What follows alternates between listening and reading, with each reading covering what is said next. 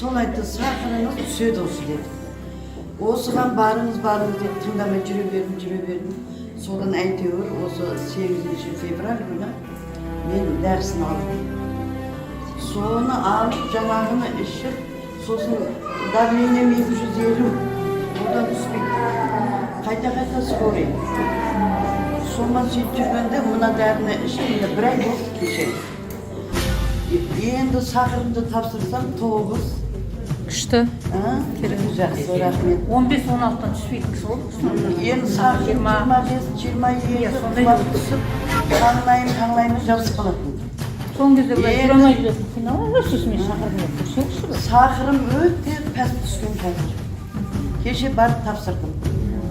Өте жақсы. Осыдан бір апта бұрын менің мына почкам ауырып, бұрында ауыратын. Оған елемейтін едім. Ауырып жүремей қалдым деп. Мен не істеймін деп. Сөйтіп мына телефонға звондадым. Мен мына почкам одан бетер болып кетті ғой, не істеймін енді. Дебен жосы мүшелі болды. Содан 2 күн жосы іштім жаңағы. Тұрамаймын, бәрі ауырып. Сонан 2 күннен кейін сонда жақсы болып кеттім. Қазір ешқандай ауырмайды. Сахарым да түсті, давлением да түсті, міне кішкене. Жақсы болды. 140 болып тұр, бірақ мен 140-пен мен рабочийім сондай болып қалған. Әлі түседі жұмаға дейін. Әлі шай ішеді. Сахарыңыз жақсы түсті. Мысалы енді жаңағы сахардың режиммен ауқатын ішесіз бе жоқ? Бәрі ауқат жемейсіз. Мен врачқа басында айтқам, диета сақтай алмаймын, айналайын дедім. Сақтай алмаймын мен. Мен қалай, менің жейтінім бәрін жеме дейді олар. Мен айттым, айналайын врачым ау, мен өлсем той бөлейін. Мына сенің айтқаның маған болмайды.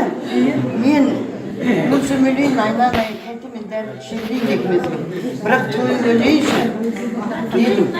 Сөйтіп өлуге айналған еді Мая апай. Маған жаңағы диета сақта дегенде айтпаңдар деді. Мен возрастым осындай. Мен 68-демін. Возрастым алайық емес қой. 2-3 күнді қамыр жемесек біз қандай болады? Енді палауыңды жемей қоя салайын дедім оны. Қаламай. Деп, мені барлығын жеймін. Не жегім келеді? Керемет. Қазір сахарыңыз қанша еді? Қазір сахарым 9 болды. 25-22-ді. Мені тура кеше бір ай болды ішкеніме. Өте рахмет, өте жақсы.